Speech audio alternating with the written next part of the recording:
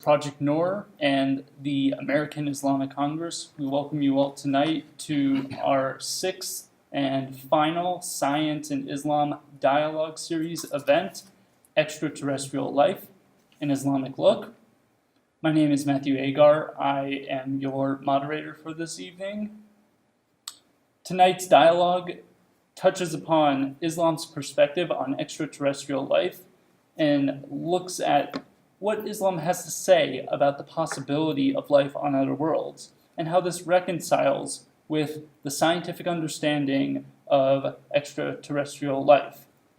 We will also examine how the discovery of extraterrestrial life weighs upon personal faith. What do Muslims have to say about extraterrestrial life and/or extraterrestrial intelligence? How does this relate to views on extraterrestrial life from other faiths? Tonight we have a group of two distinguished scholars on the subject. Dr. Imad Adin Ahmad of American University and the Wesley Theological Seminary in Washington, D.C. Dr. Ahmad is the president of the Minaret of Freedom Institute, a libertarian think tank that looks at the issue of libertarianism from the perspective of Islam. He is a renowned scholar on the intersection of science and religion. He has done postdoctoral work on astrophysics at Harvard University and at the Goddard Institute as a contractor. His research primarily has focused on the issue of star formation in the Orion Belt, and we are delighted to have him here tonight. Our second panelist is Dr. David A. Weintraub of Vanderbilt University. Dr. Weintraub is a professor of astronomy. He has done tremendous work on the intersection between religion and extraterrestrial life. His book, Religion and Extraterrestrial Life, How We Will Deal with It, is on the forefront of this issue, and he has taken an exquisite cross-cultural and cross-religious perspective on the subject. He also conducts a lot of research on star formation, much like Dr. Ahmad, and we are also delighted to have him here tonight. Tonight's dialogue will start with a brief keynote address by Dr. Ahmad of American University. He will give us a framework on the issue of Islam and extraterrestrial life and how this will relate to this dialogue tonight. Following his keynote, Dr. Ahmad and Dr. Weintraub will engage in a brief dialogue on the subject that will be moderated, and we will then open it up to the audience for a brief Q&A. I would like to invite Dr. Ahmad to the podium to give a brief address. Allow me to greet you with the traditional Islamic greeting, Salamu Alaikum, peace be upon you. In the name of God, the compassionate, the merciful. This mini lecture is intended to, on the assumption that you maybe don't come in here knowing a lot about Islam and science, to give you a context in which the conversation that I'll be having later with Professor Weintraub on extraterrestrial life will have some, hopefully, more meaning for you. I wanted to start with a brief introduction to the general question that this whole series, of which this is a part, involved in, about the relationship between Islam and science, between religion and science in general. Because this is such an abbreviated statement, I will plug my book, Signs in the Heavens, where I go into much greater detail on the role that Islam played in the development of modern science. There's a presumption or a prejudice in Western culture that there's some kind of conflict between religion and science.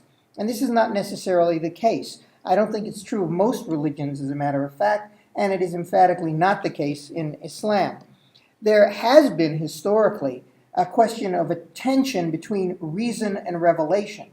And this tension was explored early on among the Muslim philosophers, and it was resolved pretty early on to say by the majority view was that there is no real contradiction between reason and revelation. After all, religion and science ask different questions. And this is especially true. Now, science is more than just reason. The ancient Greeks, science was rationalistic. They thought you could start with correct premises, and from a correct premise you could deduce true conclusions about the actual physical universe. We now realize that you also need to make observations, because there are many possible ways the universe could be, and the way that it is something you cannot know from reason alone. The charge of the electron is not something you can rationally derive from first principles. In fact, in the 20th century, Gödel proved that even arithmetic is not a self-proving system. You have to have faith in arithmetic in order to be able to use arithmetic. You can't prove that arithmetic works. Well, the reason that there's no conflict, no necessary conflict between religion and science, and I think we'll find out later there can be conflicts between particular religions and science, but there's no necessary conflict because religion and science deal with different questions. Science asks how, and religion asks why. And they are such different questions, there need not be a conflict between them. Now, when we get to the issue that we're going to be discussing of extraterrestrial life, I firmly believe that we should always define our terms because it's valuable to know what we're talking about. Unfortunately, the definition of life is extremely difficult. Earlier today, I was joking with Professor Weintraub and saying maybe we should, like Justice Black in his definition of pornography, just say we know life when we see it. Instead, what I'm going to do is not give you a rigorous definition, but throw out some of the aspects of that which we call life that seem to be necessary, if not sufficient, for life. And one thing is that it should be negentropic. Sorry for the physics, but let me remind you, or explain to you if you know no physics at all, that entropy is the amount of disorder that we find in the universe. And the second law of thermodynamics says that that amount of disorder is always increasing. It never decreases. Even if you had perfect efficiency, it would only stay the same. And of course, we don't have perfect efficiency, so disorder increases. But there are entities in which the order seems to be decreasing. They seem to be self-organizing. And while these entities are not necessarily living, for example, soap bubbles is an example of something that is not alive, but it's self-organizing. But certainly all living things are negentropic. They do not violate the second law of thermodynamics because they're open system. They increase the disorder in their environment. But within the entity, there's a high degree of a self-organized order. Other things that some people consider necessary for life is that it should be replicating, and also perhaps that it should pass on information to its offspring. And when I say pass on information, I don't mean general information, the way fire is hot and the flame of a fire that creates a smaller fire gets passed on to it, but specific information about the individual in the way that DNA gets passed on from one generation to another. So these are some of the things that we might think about as when we're talking about life. Now, another element about talking about life is, of course, all life in the universe may not be life as we know it. We're used to, for example, carbon-based life forms. Pretty much most of what we call living is carbon-based life forms. And we can conceive of silicon-based life forms, although I don't think we know of any yet. But they would work pretty much the same as carbon-based. Well, maybe there's some other life form that's so totally radically different that it's not life as we know it at all, and yet it would be life by these various criteria that we've been kicking around. So we have to be open to that possibility as well when we ask the question, is there extraterrestrial life, and what are the implications for religion? Another question that we want to be aware of is, what are the conditions necessary for life? And there are a lot of them. I'll restrict myself to life as we know it, to make it easy. But life as we know it, we believe, is going to require some world, some planet to exist upon. So you've got to have a planet for it to exist. And To know how many planets there are, of course, the planet has to be orbiting a star, because you've got to have that heat and light that allows life to exist, for life as we know it. So we have to know what the rate of star formation is. We have to know how many stars have planets around them. We have to know how many of the planets have an environment suitable for life. If it's too close to the star, it'll be too hot. And if it's too far away, it'll be too cold, for example. We have to know how does life arise? Is it something that's going to happen automatically when you have the necessary conditions? Or is it something that is kind of unlikely and it just happens by chance every once in a while? And furthermore, because when we're talking about life and religion, we don't really care about microbes, and nobody's going to discuss the religion of a microbe. We're really interested in things that are rational and volitional, thinking and choosing beings like we are. How often does life evolve into rational thinking, volitional, rational beings? And finally, how long do the civilizations that these beings create exist? If they're all, if they destroy themselves in a short period of time, there probably aren't many. But if they last a really long time, maybe there are many, many. Another question of interest is, what does the scripture say? I'm going to restrict myself to the Quran, which is, for Muslims, literally the Word of God. And I want to make sure you understand, when I say literally the Word of God, I do not mean the literal Word of God. An important distinction. The Quran is written in the first person of God addressing mankind. But what it says is not always literally true. It includes parables, metaphors, allegories. In fact, there's a verse in the Quran that says, much of what we tell you is allegory, and some of it is basic or fundamental in meaning. But it's all truth. This is a statement that confuses some people. How can an allegorical statement be true? Well, there are different levels of truth. A statement that is true in the concrete is at one level. But then you have another statement that can be true functionally. It's not literally true, but it serves the function of it. So that when I say that Matthew here is our right hand, I don't mean he's a hand like this. I mean that his function in putting together this event is as instrumental as my hand is to my own work. That's a true statement. He is my right hand, but he's not a hand. You understand what I'm saying? And the same thing at other levels of increasing abstraction. I won't go into the details here. But the point is that we can believe the Quran is true without believing it's necessarily literal. So what does the Quran say about life on other worlds? Well, the Quran describes God as the Lord of the worlds, Rabb al-Alameen, plural. That would seem to be the sum end of the statement. So whereas what we're going to see, I think, in the conversation is that from a scientific point of view, we don't know for certain whether there is intelligent life elsewhere in the universe, but it seems pretty likely, as far as we can tell. It's a good guess. For the religious Muslim, you have to believe that there is intelligent life elsewhere. And if it's not on other physical planets, because again, statement may not be literal, then there's going to be other universes, other dimensions, other types of beings that we don't, in life not as we know it, that is rational and volitional. There's a verse in the Quran that's translated, his are all things in the heavens and on earth. His throne extends over the heavens and the earth. God is, another one that says, God is he who created the seven firmaments and of the earth a similar number.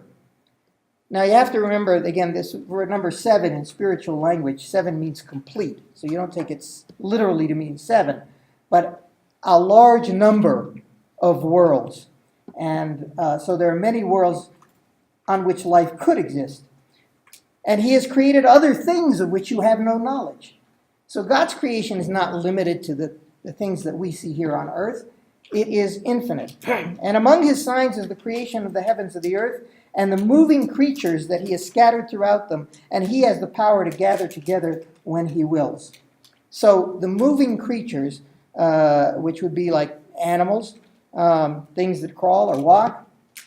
They're the creation of God. So he's the Lord of all things. Creator and sustainer of all life, including men and jinns. Now here the Quran names a particular non-human, rational, volitional creature called the jinns. As about the jinns, we don't know much. The Quran says they are made of smokeless fire, and this has caused one Muslim to theorize that they are plasma and live in the sun, but that's sheer speculation on his part. We don't know exactly what the jinns are. All we know is that they are rational and they're volitional, and therefore they have the capability of having a religion. Whatever things that are in the heavens and the earth prostrate themselves to God. This refers to the fact that if a creature is not rational and volitional, then it does God's will by necessity. While those things that are rational and volitional should choose to do God's will, or they will bear the consequences. The point being that it at least leaves open, if not dictates, that there are other rational, volitional creatures. Not one of the beings in the heavens and the earth, but must come to God most gracious as a servant. He has taken account of them all and has numbered them all exactly, and every one of them will come to him singly on the day of judgment. So here's a statement about the day of judgment applying not just to human beings, but to all of the rational, volitional creatures God has created. So what are the religious implications of extraterrestrial life? I don't want to steal the thunder of Professor Weintraub, whose book goes into great detail about all the different religions, but I will give you my own thumbnail view. Different religions can have different views. I think there's a spectrum. Islam on one extreme taking the view that is, our religious book says that there are other beings that are subject to God's will, and fundamentalist Christianity on the other extreme saying that human beings are unique, the crown of creation, and God's sent his Son for the salvation only of the human beings on earth. And that therefore raises questions and problems for people who say, well, there are other beings that are rational and volitional. And then in between, there are various religions that take up various places. What are the historical perspectives that have been taken? We may get into this in a more detail later, but in the interest of time, I'm just going to quote I'll quote two great scholars. Imam Muhammad al-Baqir, who died in 733 of the Common Era, said, maybe you see that God created only this single world and that God did not create Homo sapiens besides you. But I swear by God that God created thousands and thousands of worlds and thousands of humankind. Later, Fakhruddin Arazi, who died in 1209, wrote, it has been proven by evidence that God the Exalted is capable of actualizing all possibilities. Thus, be he exalted, he is capable of creating thousands and thousands of worlds beyond this world, each of which would be greater and more massive than this world. And the argument of the philosophers of the uniqueness of this world is weak and poor and based on false premises. Finally, I want to mention that there was a very interesting work of science fiction, which we tend to think of as a post-Enlightenment development of the modern era. But the Muslims had some interesting science fiction. And I want to mention in particular Ibn Tufail's book, Hayy ibn Yaqzum, and Ibn Nafis's Ar-Risala al-Kamiliya fil Siyara al-Nawawiya. The latter one translates as the Treatise of Perfect on the Prophet's Biography, known in English as the Theologicus Autodidactus. And it was based on a story attributed to Ibn Sina, the greatest of the Muslim philosophers. And it exhibits many elements of science fiction. It's about a being that is spontaneously generated on a desert island. And the idea that you can have a first being spontaneously generated creates the possibility of other kinds of beings. Also, the fact that it's not a human, although it is rational and volitional. And as he talks about the discoveries of this being, who's a perfect reasoning being, he tries to explain all the theological ideas that come to this being in terms of his own, Ibn Nafis's scientific knowledge about anatomy, biology, physiology, astronomy, cosmology, and geology. And his own great discovery, it was Ibn Nafis who discovered the circulation of the blood. I know you think it was Harvey, but it wasn't. This was hundreds of years before Harvey. So he talks about the circulation of the blood, and even fits it into the possibility of resurrection, if you can get blood to circulate again. So here he's anticipating Mary Shelley and Frankenstein, which some people consider to be the first science fiction novel. So these are some of the, there's finally one other basic idea that I want you to grasp before we begin our conversation, and that is that when we talk about religion, because we're going to be talking about can extraterrestrial beings have a religion, there are three different words in the Quran that can be translated as a religion: Deen, Iman, and Millah. And they have different connotations. Deen means a code of justice. And so the idea that any rational, volitional being should have a code of justice. And so religion is appropriate to any being, whether it lives on Earth or someplace else, whether it's carbon-based or silicon-based or whatever. The Iman means faith. And that means the particular beliefs that one holds and how strong one has that faith. And in these things, the faith about the theological world can be the same for extraterrestrials as they are. Belief about afterlife, for example, can be the same for extraterrestrials as it is for human beings. Millet means religious community. And in this sense, while extraterrestrials may have be members of a different religious community than those of us who are Muslims on Earth, there are different religious communities on Earth. There are the Christians and the Jews and the Hindus and the Sabians and, you name it. And it is not the view of Islam that they are all false, but only that view of the Muslims is that Islam is the final stage of revelation, that God gave revelations in stages, that he sent a prophet unto every people. And if God sent a prophet to every people on Earth, then he can send prophets to people who are not on Earth, people who are on other planets or in other dimensions. All right, this was a very hastily summarized view, but I hope it gives the basis under which we can have a conversation and everybody can follow along. So I'll turn things back over to the moderator. You spoke a lot about extraterrestrial life and the relationship to Islamic scripture, the three tenets that incorporate possibilities of extraterrestrial life within Islamic scripture. I would like to get from both of your perspectives a greater elaboration on those perspectives within Islamic scripture and what Islam's general scriptural stance is on the idea of extraterrestrial life in other worlds. Well, I think Dr. Ahmad already cited quite a few of the pieces of the Quran which make very clear that if you're a Muslim, you not only believe that Allah is the Lord of all worlds, not just the earth, but that those worlds are populated with sentient beings. I don't think there's any issue, any even argument within Islam about the existence of extraterrestrial life that includes sentient beings who are capable of religion. You can find some Muslims who will, Muslims will argue on almost everything. So it's kind of surprising that on this issue, you don't get a lot of arguments. So that, for example, there's some Muslims who don't believe in evolution, and others who believe in evolution, but not the evolution of man. They think man is a special creation and everything else is evolved. But on this question, there's just no debate. God is the Lord of the worlds, and there are other worlds that are populated, and God is their Lord. By the way, some of the phrasing that I quoted to you about early Muslim scholars who commented there are thousands and thousands of populated worlds. It was Giordano Bruno who was the first one to take this position in the West, and he was burned at the stake for it.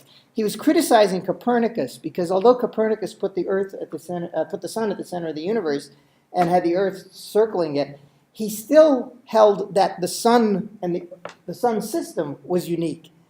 And Bruno said, but there's nothing unique about the sun system. Lots of stars can have planets orbiting around them, and all would be equal under God. Of course. And this brings me actually to the question of how everyday Muslims view extraterrestrial life.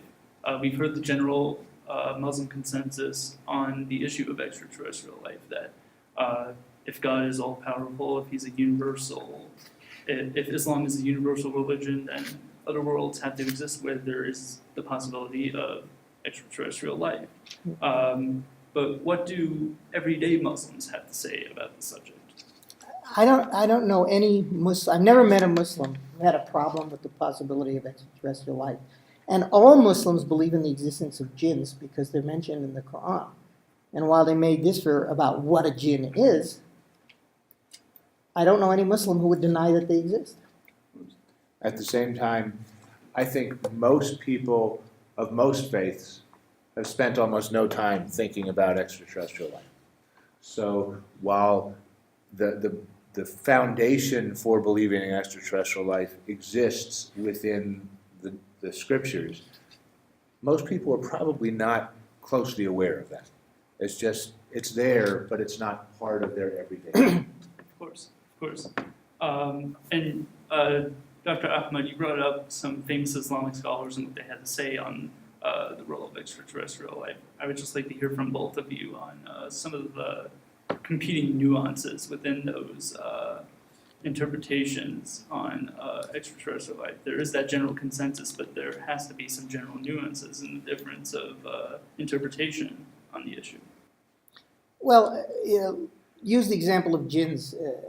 I said everyone believes in jinns, but they disagree about what they are. Of course. So some people would say, well, the jinns are real, but they're spiritual beings. They're not, they're not material. Others would say, there was one guy who, as I said, was trying to argue that jinns live in the sun because the Quran says there's smokeless fire, and he was an engineer, and he said, what would be smokeless fire? And he said, well, plasma can take on a solid state, given sufficient pressure. The pressures and temperatures inside the sun make it conceivable. We haven't actually observed this, but it's conceivable there could be solid in the sun. Why couldn't they evolve into life forms? And I think he's the only one who holds this view, but it's a view. And then there are other people who would say, jinns can live on other planets, and maybe they visited us in the past. So I think that there's such a wide variety of views, of interpretations you can get from people that you can almost. I don't know if there's a limit on it, really. I've heard I've just quoted a few of the views that I've heard people express. So it's because the Quran says it's, sometimes it speaks allegorically. And so smokeless fire may not necessarily mean plasma. And if smokeless fire can be understood as being non-corporeal beings, then they might not be the kind of extraterrestrial beings that we're talking about when we're thinking about extraterrestrial life. That for most of us, thinking about life as we know it is going to be chemical-based life forms that live on surfaces of planets.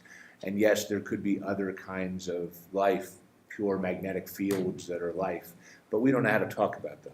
So it could be we don't know how to talk about jinns either in the context of extraterrestrial. Yeah, I want to go back to the point that Professor Weintraub made that most Muslims probably have not thought about this. Okay, so the question becomes not what do they think about it, because they haven't, but what would they think about it presented with if scientists, which they haven't yet, come to the point where they conclude we have absolute evidence of extraterrestrial life. What would their reaction be? Would the reaction be to say, scientists are crazy, it's not possible, it contradicts scripture, and they're all a bunch of heretics? Or would they say, that makes sense because it fits in with our view? I think every Muslim would say that makes sense, it fits in with our view. The only reason why I think people think that this is something that's religiously challenging is because it is religiously challenging for someone who holds that human beings have a unique place in the universe vis-a-vis God. That God sent his only begotten Son to save humankind. And then if you find out, there are rational, volitional beings on Mars, let's say, are they not saved? And if they are saved, did God have another son that he sent to Mars? Or did Jesus go to Mars the way the Mormons say that he came to the United States? which most fundamentalist Christians would say is heresy. But to project that problem for one particular sub-religious group, because not all Christians have that problem, to say that problem extends to everybody else, least of all Muslims, is not justifiable. And I would say, I would agree completely that if and when astronomers discover extraterrestrial life, that discovery is not going to be problematic for the Islamic community, even though most people in those Islamic communities around the world haven't spent any time thinking about it yet. The discovery will not create a conflict with basic tenets of Islam. What will be interesting, and I think that's something we can talk about some more, is whether those extraterrestrials can actually be Muslims. They can be religious, and their existence doesn't conflict with Islam. But that's a different question from whether Islam would be their religion also. Well, this is why I wanted to introduce those three different definitions of religion at the beginning of the discussion. Because we can talk about people being Muslim with a small m. Remember, the word Muslim just means one who submits to the will of God. So a Muslim doesn't necessarily pray 5 times a day. And it's not just, would a Martian, what direction would a Martian face during prayers if he wants to face Mecca? What direction does a human being who has traveled to Mars face? Or the Saudi astronaut who was up in orbiting the Earth once every hour and a half. Did he have to pray 5 times every hour and a half? No, these are questions that one can address, and Muslims have always accommodated that. For example, even on the Earth itself, you can go to the far north or the far south and come to places where the sun never sets. And there's an interesting, this is a true story, by the way, and one of the great Muslim scientists, Nasir ad-Din Tusi, was the astronomer in the court of a sultan, and a world traveler came and said there's a place in the north where the sun never sets. And the sultan wanted to kill the traveler for being impious, because he's saying, you're saying there's a place where one can't be a Muslim. And Tusi explained why the traveler was absolutely correct, and said, the world is shaped like a globe, and the sun sometimes is up here and sometimes it's down here, and and saved the guy's life by essentially saying, this is reality. And even this arrogant sultan had to bow before reality because, as the title of my book indicates, signs in the heavens. God's signs are not just the verses of the Quran, but they're also the facts of reality that he has created. And we have to respect them just as much as we respect the revelation in the Quran. Yeah, one way to understand Islam is that the revelations that were given to Muhammad 1,500 years ago are revelations that make sense for communities of humans living on Earth. And as Dr. Ahmad suggested during his initial presentation, other worlds could have their own prophets. And if they have their own prophets, they could bring a different set of rules for religion, different sets of rules for the behavior of those communities, which would allow those communities to be Muslim, with the small m, but not followers of the prophetically revealed religion of Muhammad. So then you could consider making a distinction between Islam as a religion that makes sense for intelligent beings on Earth, but would not make sense for intelligent beings elsewhere because they would have their own prophetically revealed religion. One of the uses of this word millet, meaning religious community, in the Quran, is it talks about the millet of Moses, and meaning the Jews, and the millet of Muhammad, meaning the Muslims with a capital M. But it says, be of the millet of Abraham. Now, Abraham didn't leave behind a legacy of rituals. But what Abraham left behind is a denial of polytheism and an insistence on a denial of idolatry. So it'd be very easy to picture extraterrestrials who deny idolatry.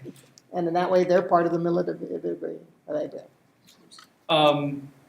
So Dr. Ahmad and Dr. Weintraub, you brought up very good points about the idea that if scientists definitively showed that there is extraterrestrial life on other worlds, that for Islam, there would probably be a very positive and welcome reaction.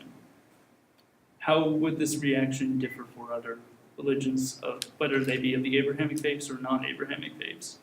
Would the reactions be more hostile or more welcoming? There would be a very broad spectrum of those reactions. Let me step backwards just a moment from that question to motivate the idea that the question makes a lot of sense to ask now in 2016, because astronomers have become very skilled at detecting planets around other worlds, around other stars. And we now know of almost 4,000 planets around other stars. 6 of them were discovered in the last week. They're not newsworthy anymore because there's so many of them. And I would contend that in the lifetimes of most of the people in the audience today, astronomers will have collected the addresses and phone numbers, if you will, of millions of planets around other stars. And we're going to build a new generation of giant telescopes that we will use to study those planets. And within your lifetimes, we may in fact answer the question, is there life beyond the Earth, by studying those other planets. And if we do, and if we discover life, then these questions that you've asked, Matthew, what will be the impact of that information on different religions, will become a very important question. So I think it's a relevant question to be asking at this particular time in our history. For starters, let me pick a very easy religion to characterize in this sense, and that would be Judaism. In Judaism, the answer would be God has infinite power to do what God wants to do. Who are we to even decide or think about what God can do? If we decided there wasn't life elsewhere, we'd be limiting God's creative powers. We can't do that. Therefore, God will do whatever God wants to do, and if there's life on other worlds, good.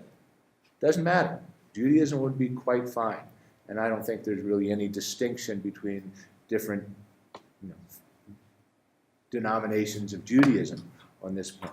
At the far end of the spectrum, I think would be conservative Christianity, in which the words in the Old and New Testaments are taken very literally, and you have topics, theological topics such as the Garden of Eden and the story of Adam and Eve in the Garden of Eden, where evil enters the human condition through the events that happened in the Garden of Eden. And because of that, Christianity makes sense in the context of human life on earth, because God sent his Son to earth to redeem humanity from original sin that occurred in the Garden of Eden. If you take all of that literally, then if there are extraterrestrial beings, it would be hard to understand how they are descended from Adam and Eve, how they suffer original sin, and therefore they have no need for Christianity. One way to understand that is to say that there could be extraterrestrial beings, but they have no need for Christianity. Christianity would be strictly a terrestrial religion, a religion for us. Another way to understand all of that would be to say they don't exist. And creationists in particular would say that the answer they don't exist is the right answer, because there is nothing in the Old or New Testaments which clearly say God created life on other worlds. Unlike the Quran, there's nothing there. And if God had created other worlds and other beings who worship the same God, we would find some line of text in the Old or New Testament that says exactly, I created worlds innumerable, or something like that. And since that isn't there, most fundamentalist Christians would say there are no other worlds. And that becomes consistent with the view that evil entered the human condition on earth, and God sent his Son to earth to redeem us of our sins, etc. For example, in Hinduism, I don't think Hinduism so emphatically insists on life on other worlds the way that Islam seems to, but because of the idea about God's, the creation and recreation of the world over and over again, that would indicate, at least suggest, if not explicitly say, that God has created life forms before and will create them again in the future, and that therefore, they by extension, I would imagine they would not be terribly shocked if there was life elsewhere in the universe. They say, well, why not? If he created life before and he's going to do it again, why can't he do it multiple times right now? I think Hinduism and Buddhism would both end up in about the same place on this question, that the universe is incredibly big, beyond our comprehension how big it is, both in time and in space. And reincarnation is part of the condition of living beings. And when someone dies on Earth, they could be reincarnated both as another kind of being on Earth, but also as another kind of being anywhere in the universe. So I don't think there's anything in Hinduism or Buddhism that would say life beyond the Earth is in any way problematic. On the other hand, if astronomers failed to find life beyond the Earth, a Buddhist might be disappointed. And also, although I know most other Christians consider them heretical, but nonetheless, Mormons consider themselves to be Christians, and they very explicitly believe in life beyond the world. Absolutely. The Mormon religion certainly embraces life beyond the Earth, and that even a human on Earth is attempting to become exalted, which would enable them to become a god and then become lord over another populated world. So there's certainly a great deal within Mormonism which embraces extraterrestrial life. So I would like to bring it now to some of the key questions in your book, Dr. Weintraub. Could extraterrestrial life be religious in nature? And if so, do they practice Islam? Could extraterrestrial life be religious? This gets to the question that we were addressing earlier about what is life, what is a sentient being, and what does it take to be capable of religion? And we had a conversation earlier in which I think we have different ideas on this. My view is if the intelligent beings elsewhere are capable of recognizing that they as individuals will not live forever, that they will eventually die, they will probably either invent or discover religion. And at that point, they may find that a religion like Islam is the religion that they find, however it is given to them. So they would become religious at that point. Certainly we would not think of certain kinds of living things, a single-celled bacterium or a virus, as being capable of religion. So whatever life forms might be out there, they have to be advanced to a certain state of understanding, of consciousness, in order to be capable of religion. Yeah, I'd like to elaborate a little more on that. I totally agree with that. And it's interesting that when you look, I mentioned Ibn Nafis and Ibn Tufayl and their science fiction stories.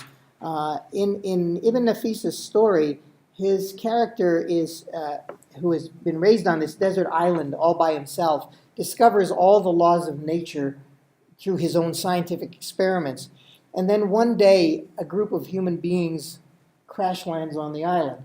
And he's fascinated by them because even though they cannot reason as well as he does, they're imperfect in their reasoning, nonetheless, they've thought of things he never thought of, like they cook their food, which not only makes it last longer, but actually gives it a nicer flavor. So he decides that he's helped them repair their boat and then go back with them to the mainland in order to observe their society.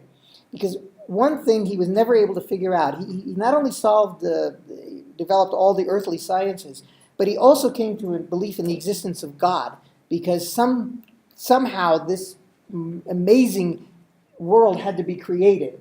And so there must be a creator. But he could not decide whether God should be worshipped or not, because it seemed that it served no purpose to worship God. He didn't need it, and God didn't need it, and he didn't see that it served him any purpose either. So he goes and they put up literally an ivory tower in which he sits in there and he observes human beings without interacting with them. And he now derives all the laws of economics and sociology and psychology by watching human beings interact. But he also comes up with a theory of religion.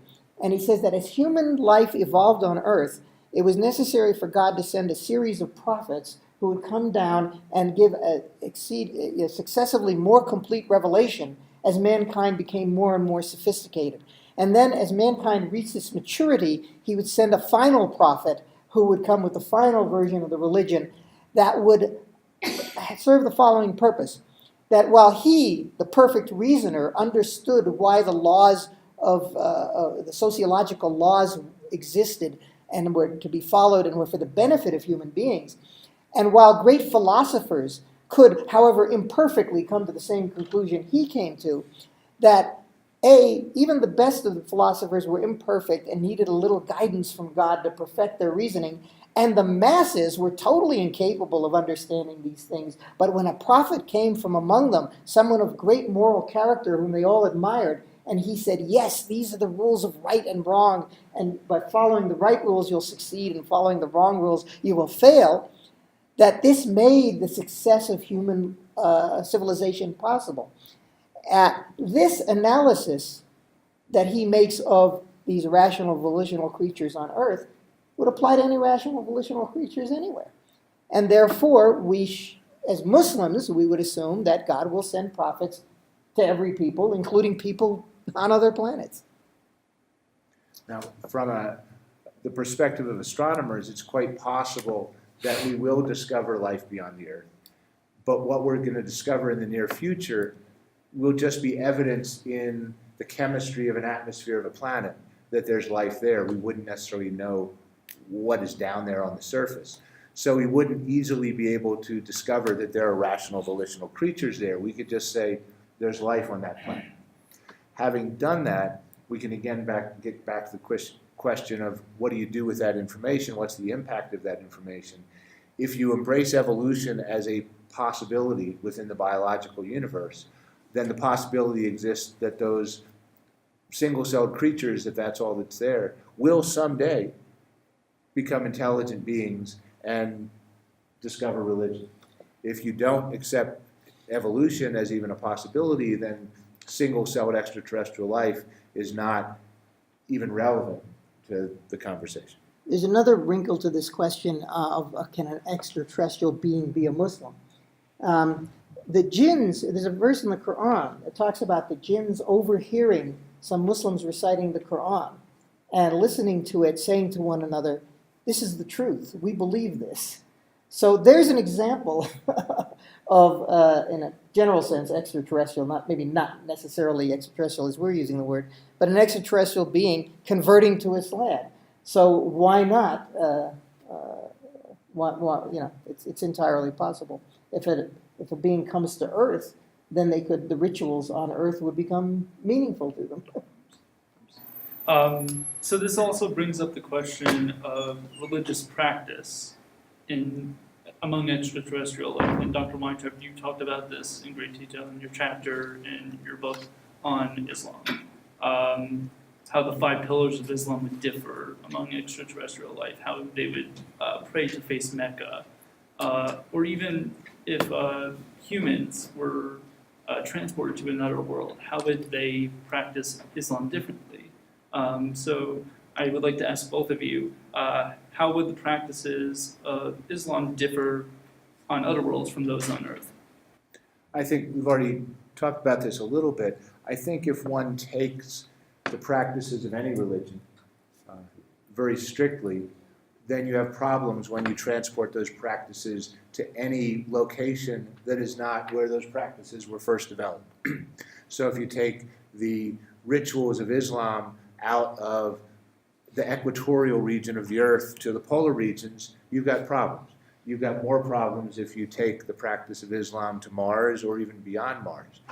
The question then becomes, how far can you stretch your interpretation of the strictness of those practices to allow one to continue to practice the home religion in a distant location? And again, it doesn't have to be on another world, it can be on our own world. And Islam has certainly shown some flexibility in interpreting those things. I do think each of us can think about this on our own and say, how far can you stretch those practices before you bent them so far it's no longer the same religion? And I don't have an answer to that for any particular religion. That's up to people within their own denomination to figure out how to stretch the rules and how far you can stretch them. But I think every religion effectively has those problems to wrestle with. Yeah, I think that's true, but I will point out that, maybe to elaborate on that, the Islamic jurists have developed systems for answering these questions. So, for example, the question, if you live in the polar regions, when should you pray? it's been addressed. And for the first solution to come up with is, well, just what's the nearest major metropolitan area where they have normal prayer times? Just follow those prayer times.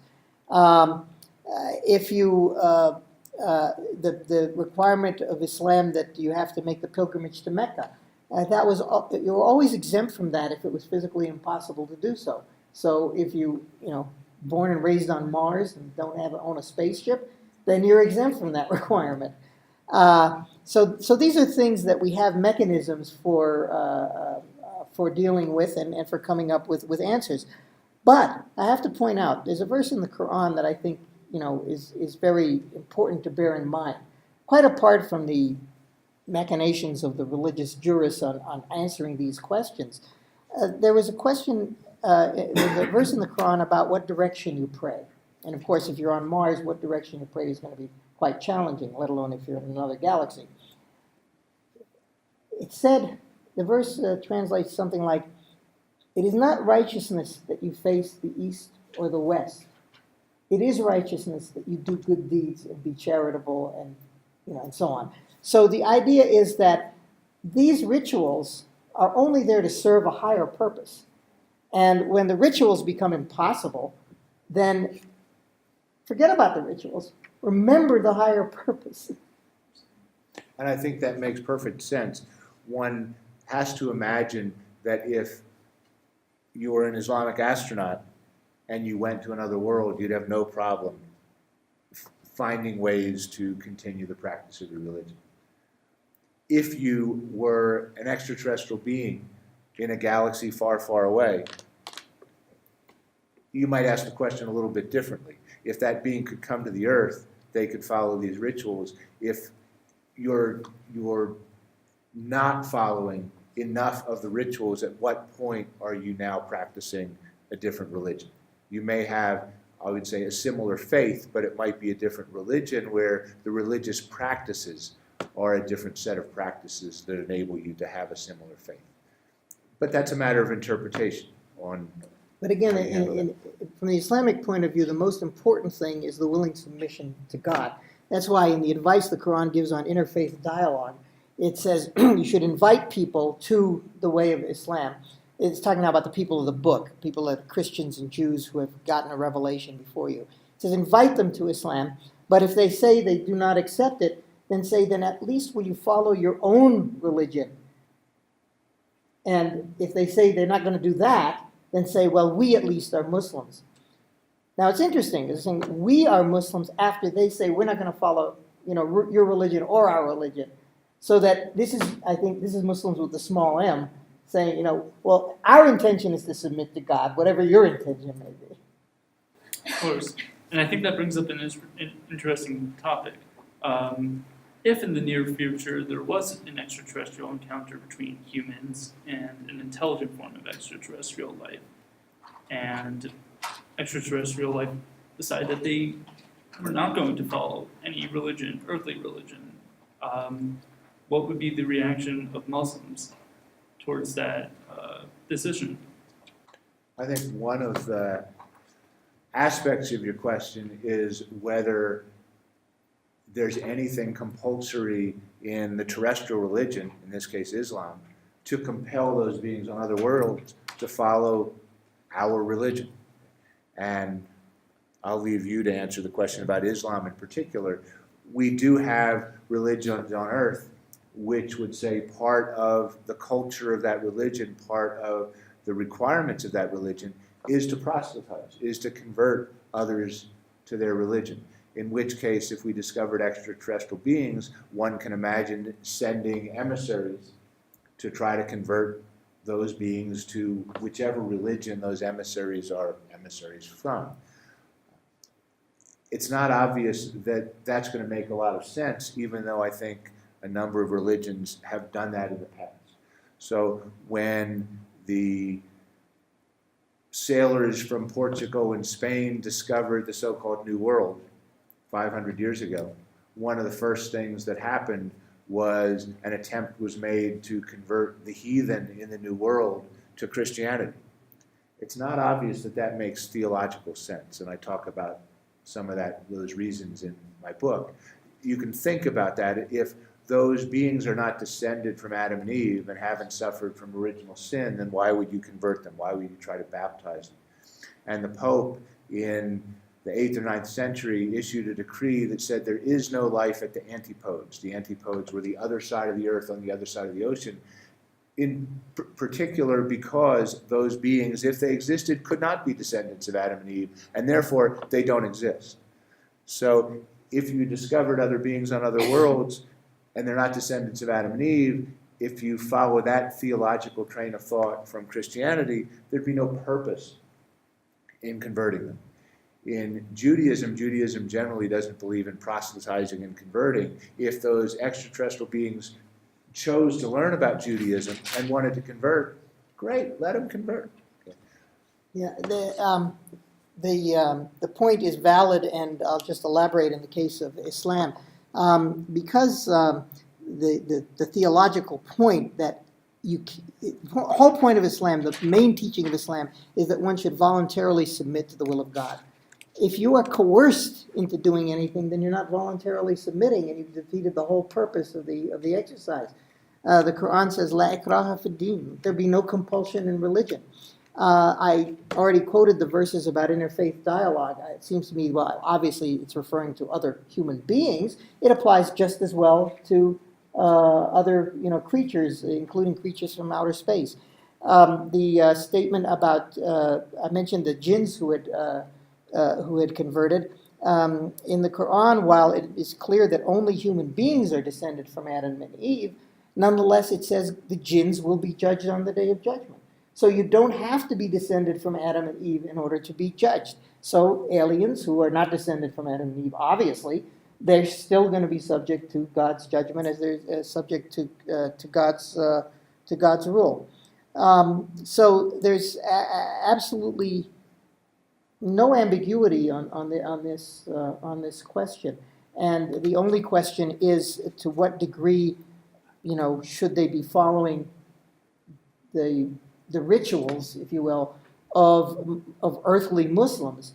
And the thing is, again, that interfaith dialogue says you're invited to follow to be members of the millet of Muhammad. And if they say no, they say, well, then you will not be true to your own prophets. The same would be said of the prophets on alien worlds. If they received a revelation, are they following their revelation? And if so, then this is between them and God. We have no justification for imposing religion on anybody. Of course. So I think this brings up a very existential question now with the relationship between God and the universe. How would the presence of religiosity, specifically Islam, among extraterrestrial life affect our understanding of God in relation to the universe? Would it validate or invalidate religious theories on divine creation? I'm sorry, I don't think I understood the question. What you said. Yes. How would the presence of religiosity Religiosity. among extraterrestrial life affect our understanding of God in relation to the universe, and would it validate or invalidate theories on divine creation? Just the mere presence of religiosity, not the form. Not the form. Not the form. Yeah, well, from the Muslim point of view, we would confirm it. God, again, we believe God sent messengers to every people.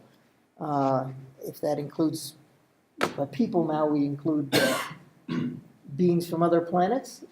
That's a confirmation and an extension. It's not it's certainly not a denial. Of course.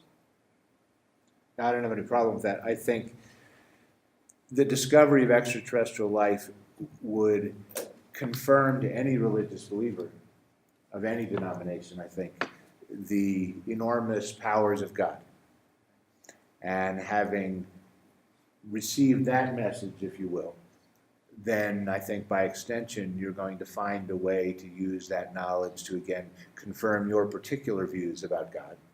And from the Islamic perspective, as we've heard, it would be tremendous confirmation. So it would give strength to most believers. And there was something Professor Weintraub said earlier that I would like to bring back again and remind us about, which was that any creature that, thinking creature that reflects upon its own mortality is going to have to ask the questions that we ask, about religion, that religion poses. And this is mentioned in the Quran when it says, you're dazzled, you're obsessed with this life until you visit the graveyards. In other words, we tend to think only about this life until we're reminded that we're going to die. And then we start to wonder, well, what dreams may come after this, after we've shook off this mortal coil.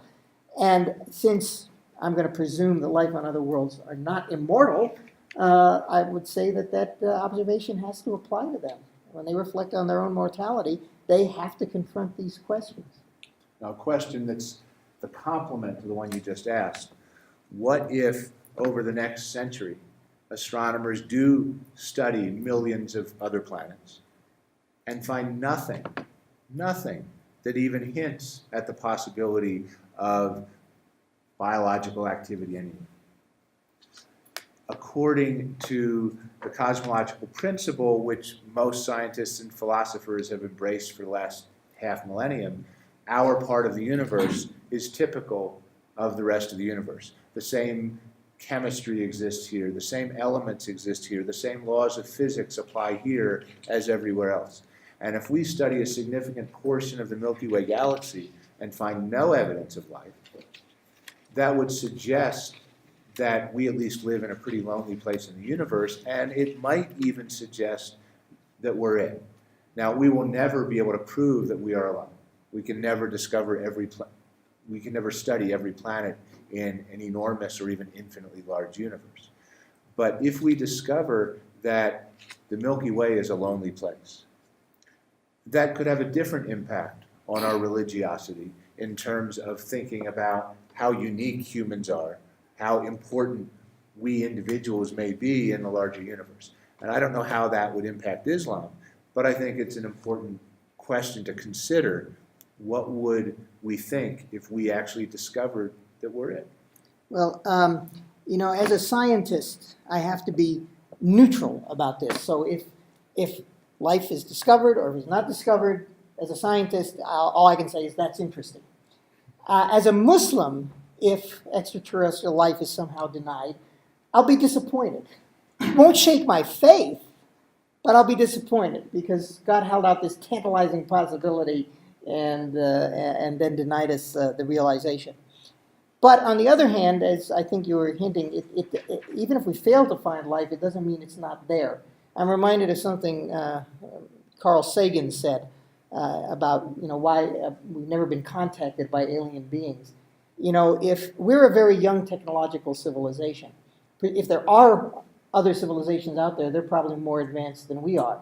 So how would they know that we exist?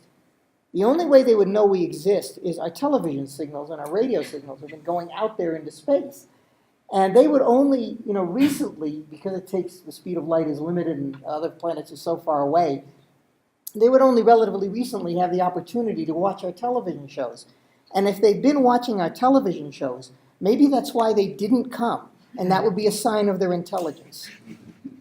Now, while no creatures elsewhere could have observed intelligent life on Earth until we started broadcasting radio and TV signals within the last 100 years, extraterrestrials with telescopes could have pointed those telescopes at Earth 2 billion years ago and discovered an oxygenated atmosphere, which would have been evidence that life existed on this planet, and thereby the possibility that intelligent life could one day evolve onto this planet would immediately have been recognized.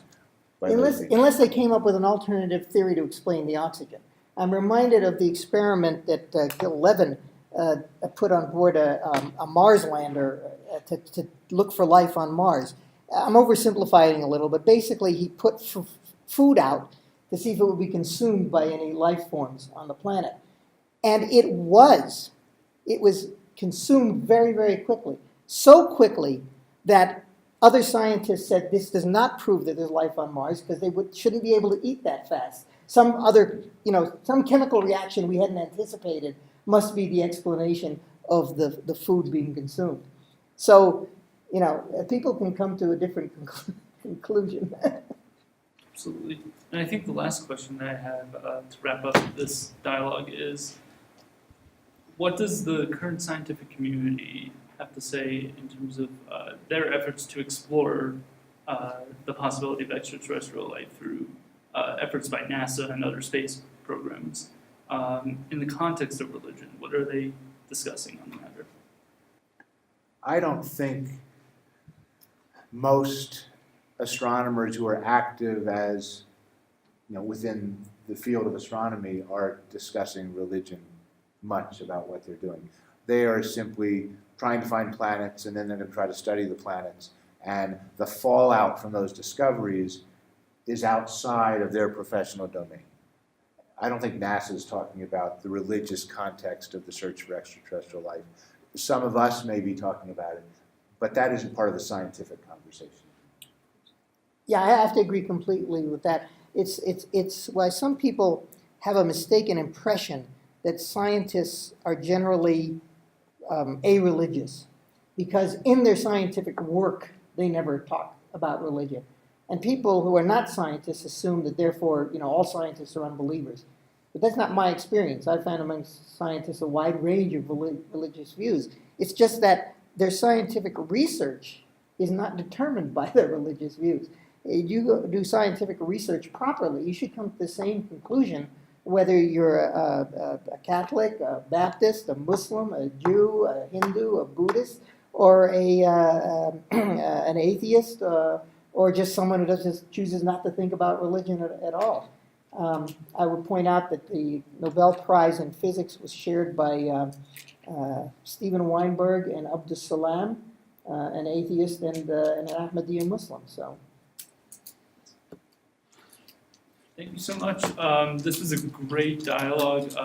We uncovered so many new insights on the relationship between extraterrestrial life in Islam and extraterrestrial life in faith. And I think this brings up even more questions about the relationship between these two subjects going forward. And we have new insights that I think will be very beneficial through fruitful dialogue and future dialogues between fellow scientists and adherents of different world faiths. So thank you so much. We would like to open up the discussion to the audience for a brief Q&A session. When stating your question, please project so that we can hear it and pick it up on the microphone. If the Quran addresses the act of God sending messengers to other worlds, and we were to have an encounter with people from other worlds, and they didn't have a messenger, any history of it, anything like that, I'm kind of curious as to how that would play out in terms of the people who believe in the Quran. And not only that, but even if they did, as a kind of tangential thing, would they still have to accept the Prophet Muhammad here on earth? Because that's kind of an important part of the Quran and part of being Muslim. So you're suggesting, in some sense, extraterrestrialism as a test of our religion. So what you said, if we discover another world, I don't know if everyone heard this, if we discover intelligent beings elsewhere and discover that they, in fact, don't have their own prophet, they effectively don't have religion at all, that would put some of the beliefs of Islam to the test. That's really At least that's the premise of the question. That's the question, and it's a great question, and I think it's actually dealt with in the Quran indirectly, because the Quran talks about people on earth who deny their own prophets, including Muhammad's own community in Mecca, who, when a prophet comes to them with the Quran, say, we just don't believe it. God doesn't send messengers. And if he did, he wouldn't send you. So aliens, if we discover an alien life force and we say, hey, tell us about your messengers, and they say, we never received any messengers, we would assume I think that a Muslim would say, oh boy, they're just like us. So again, there are multiple ways to understand the story that you've presented. One way certainly is they didn't recognize their own messenger. And that would allow you to, again, continue to embrace in its fullness your own religion. You also could understand your story as they had no prophet. But you'd have no way of ever proving that, right? So it would be very easy to embrace the idea that they did not recognize their prophet. There'd be no way to prove they didn't have. That makes sense. But I think in general, if you think of extraterrestrial life as some kind of test for your own religion, you will always find a way to pass the test. Right. That's how theology works. So my concern is that this conversation has been about how should we discover extraterrestrial life, that the Muslim could respect the facts. But I think the question there is, the facts don't have to necessarily respect the Muslim, right? And what if we discover extraterrestrial life forms and the guy comes to us and he says, well, no, you're absolutely wrong. I talk to God all the time. I spoke to him just last week, and he says his name is Francois. And he says he doesn't go by any other names. And he told me about your planet, and he told me he put the cats in charge. And not human beings. And so there are all these sorts of outlandish scenarios that we can think of in which it can't simply be the case that whatever your religion is, that you just make it work. At some point you have to ask, does the worldview fit with my religion? And if it doesn't, is the world wrong? Are my observations wrong? Or potentially, is my religion wrong? I'm not saying that it is or is not, but I'm saying it can't simply just be that you just always make your religion work. Because I'm not sure that grows your religion so much as, if, somewhere out there is the answer to whether the Muslims are correct about God or whether the Mormons are correct about God. And if everybody just goes and makes their religion work, you don't necessarily get any closer to your truth. Right? You've put a really interesting story in front of us, right? The possibility that this extraterrestrial world has a religious approach that clearly contradicts the truth, with a capital T, of one's terrestrial religion. Could be an interesting challenge. I do disagree with part of your premise, and that is that somewhere out there is an answer as to whether one's religion is correct or whether any religion is correct. The scientist in me says religion is about belief, not about proof, and therefore you will never prove your religious views. You will continue to be able to find evidence in the universe from your experiences, from your observations, that perhaps confirm some of your beliefs, perhaps challenge some of your beliefs. I don't know how anyone in particular would deal with the challenge that you presented. That would be a difficult one. Well, I think it's a fascinating hypothetical question. It's a question, though, that to me, as a believing Muslim, is not a scary question. Obviously, we have to constantly review, the evidence. The thing is that, as I said earlier, science is about how. Religion is about why. And, the Prophet Muhammad, peace be upon him, he was challenging the religious views of the people of his own time. My exposure to someone, you said in your hypothetical, you said it was someone who said, I talk to God all the time. Okay, well, if he talks directly to God, then he's claiming that he's also a prophet. And the only thing in my religion that necessarily contradicts, except for the part about cats being in charge of the earth, would be, that Muhammad was the last of the prophets. There are people who didn't like the statement that Muhammad is the last of the prophets. The Baha'is, for example, believe that there's another prophet after Muhammad. We have to evaluate, their claims. This hypothetical is not new, however. Robert Heinlein's Stranger in a Strange Land is about a human being raised on Mars who comes back to Earth and ends up challenging, the religious views of the earth, although in Heinlein's mind, it turns out all religions are correct, and the contradictions are merely illusory. But long before Heinlein, Al-Ghazali had asked the question about how do I know what religion is correct? The argument from authority, which is the most popular argument in most religions, he says carries no weight, because if you just believe something because that's your religious tradition passed on to you by your fathers, then no one should ever change their religion.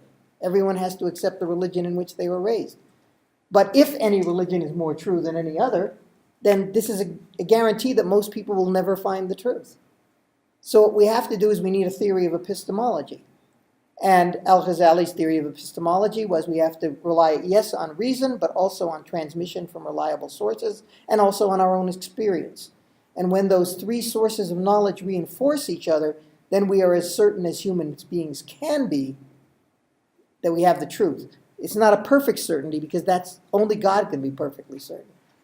But that's as certain as we can be.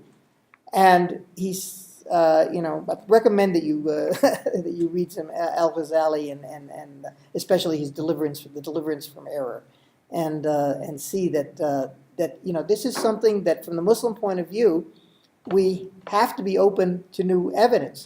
But the particular evidence that was given of someone who said, I never had a prophet, that one's already been dealt with in the Quran. The one that you gave, I don't say it's been dealt with in the Quran, but I do say that when I was a chaplain in a mental hospital for 12 years, I met lots of people who said they talked to God all the time. And usually I and or the drugs that were given were able to have some effect on them, and the others are still there. But there are new religions being invented all the time. And it's not our place to say those religions are better or worse than any current religions, because this is a matter of belief.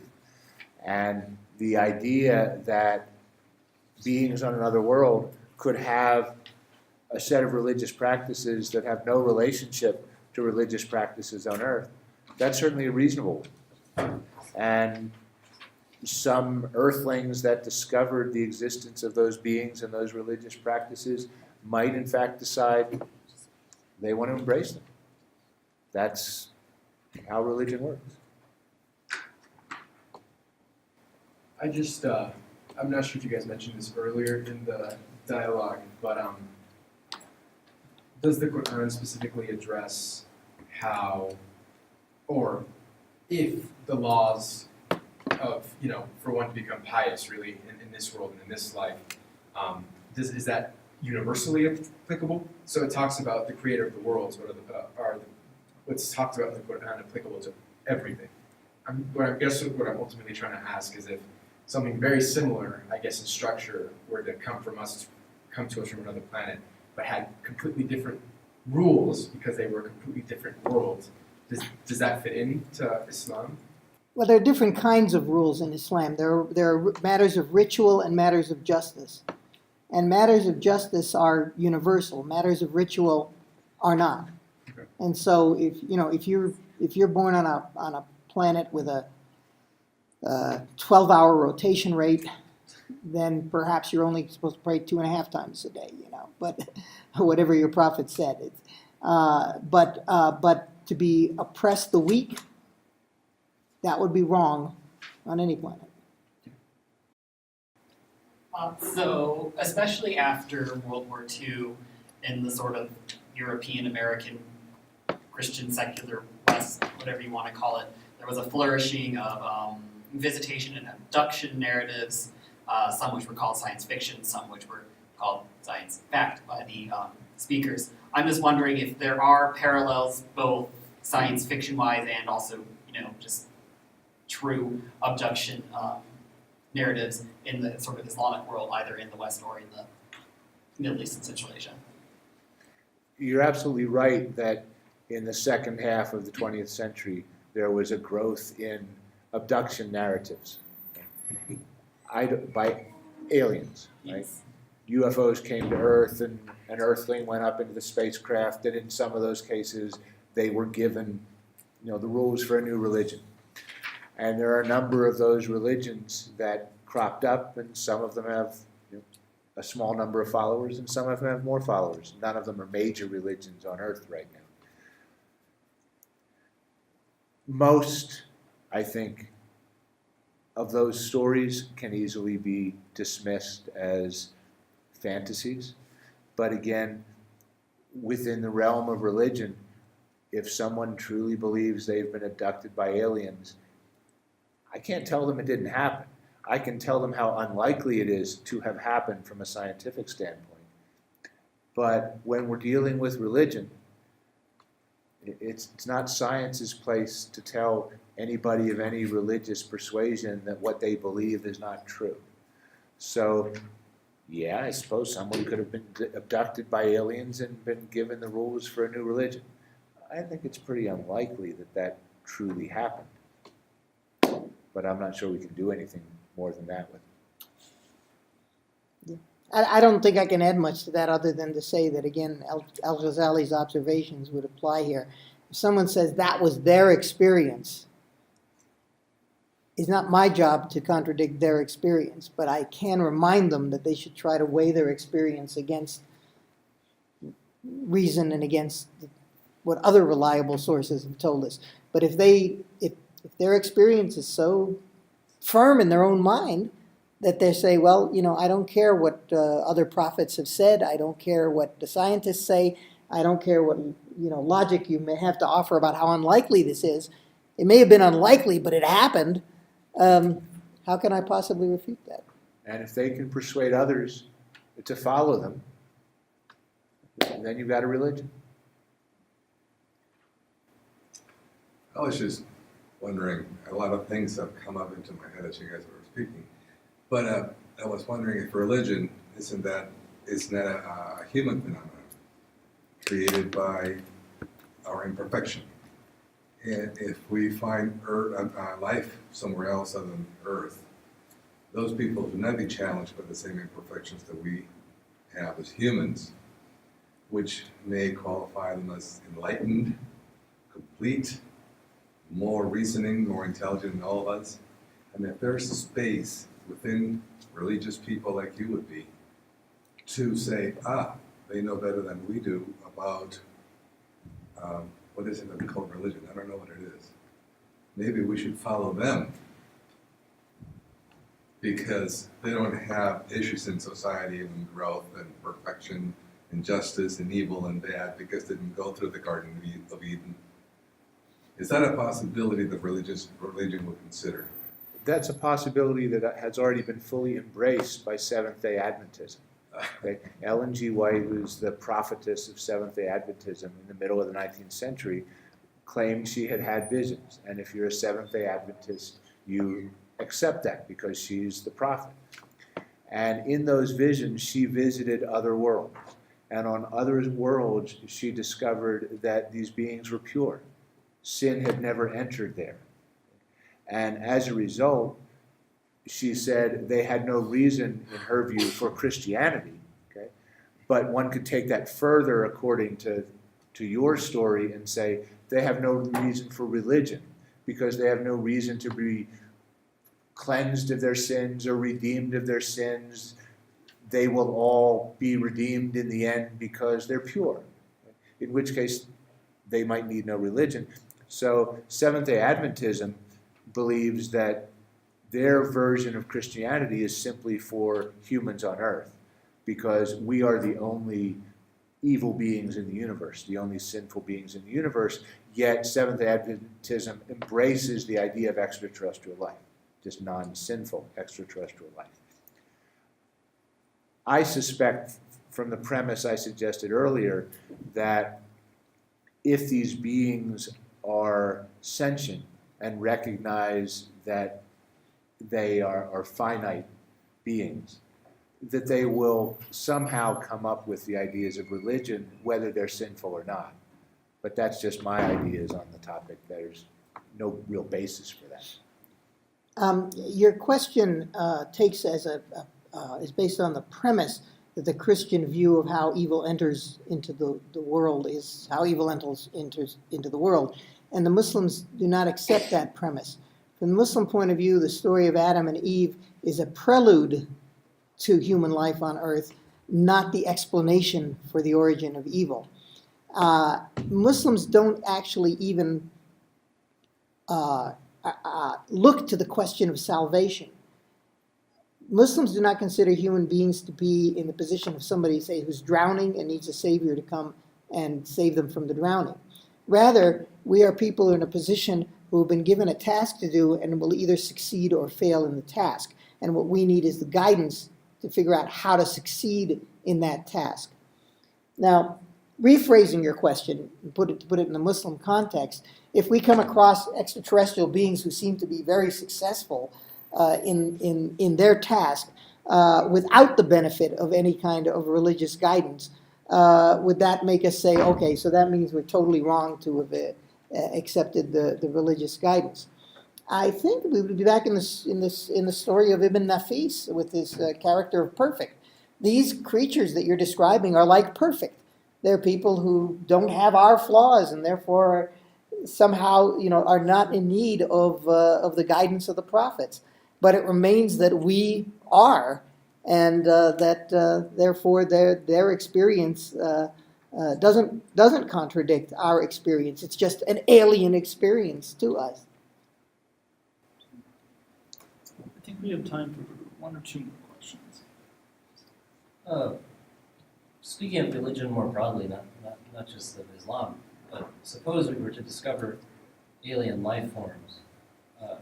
I think this type of discussion is very interesting internally to the human species, but surely it cannot be the case that the first thing that we do when we discover alien life forms is to start giving them copies of the Quran, selling them the Book of Dianetics, and leaving the Gideon Bible in their hotels, right? From my understanding of Scientology, they would be selling us the Book of Dianetics.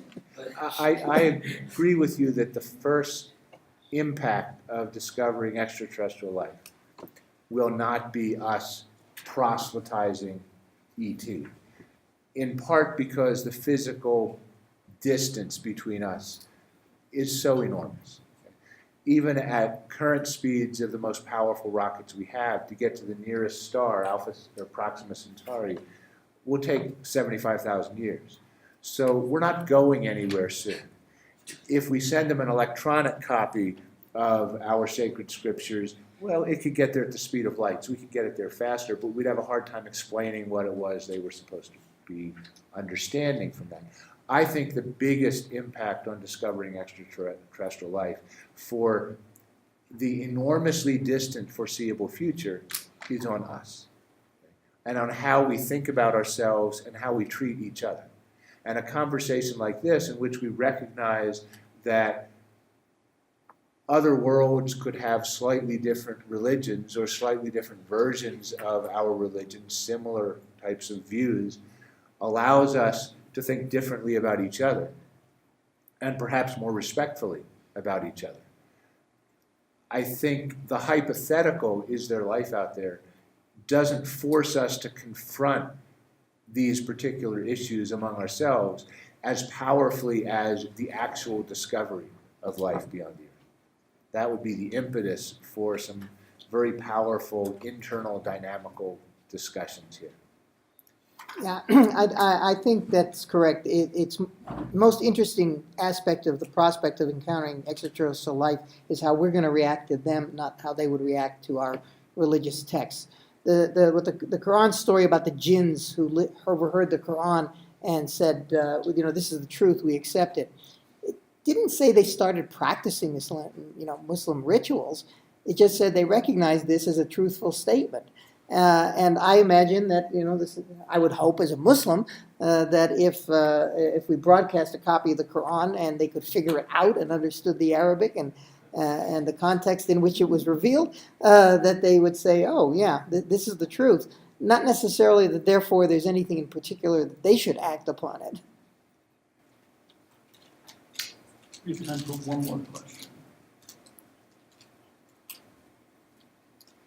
So I think my last question is, what does the discussion on extraterrestrial life and religion do for us as a species? Does it humble us before the universe, or does it make us masters of the universe? Does the fact that we can even ask the question of this? I certainly don't think the discussion makes us masters of the universe. The fact that we can discuss it, I think, is helpful to all of us, because having a open, rational discussion about complicated, interdenominational, cross-cultural issues is a very valuable exercise for all of us. I don't know that I can add anything to that. It's other than to say to me, it parallels my views on science in general, that the fact that we can contemplate the universe, just forget about whether there's extraterrestrial life out there, the fact that we have some idea of how old it is, of how expansive it is, of how the elements have evolved, of its history. We've been able to figure this out, even though we haven't been able, except for a brief trip to the moon, a couple of brief trips to the moon. We haven't gone out there very far. We barely stepped off the front porch, and we have mastered so much knowledge, and at the same time realized there's an even vaster amount of knowledge that we don't have. The more we learn, the more we know we don't know. And that itself is a kind of wisdom that is very impressive, that we've been able to accomplish that. So, I wouldn't call it being masters of the universe. I would say, I would hope it leads us to being masters of our own souls. And as Galileo said 400 years ago, God has given me the power to observe the universe and the rational mind to try to understand what I'm observing. Our ability to make these discoveries tells us something about ourselves. It doesn't make us masters of the universe, but it does allow us to learn more about the universe, which helps us understand ourselves. And the more we trust in our ability to think about and observe and understand the universe, the more confident we get about all of the things that we embrace as part of the human condition. I mentioned earlier the difference in the Adam and Eve story in the Quran compared to the Bible. And it relates to this, because in the Quran it says that when God created man and said he was going to put man in charge of the earth, the angels were puzzled and said, why you're going to put the earth in charge of someone who commits murder and commits mischief and sheds blood while we celebrate your holy name? And God says, I know what you do not know. And he says to the angels, tell me the nature of things. And the angels say, we only know what you tell us. And he creates man and breathes into him of his spirit. And he says, Adam, tell them the nature of things, which he proceeds to do. And God says, I told you, I know what you conceal and what you reveal. So this special thing about us, the Spirit of God in us by which we can comprehend the nature of things, is something that is special about us, and yet it also is something about which we should not be arrogant. It's a big charge, and I say we can blow it. I mean, look at the state of the world today and all the problems we've created. We are blowing it, and we just have to continue to be humble. Or learn to be humble. Of course.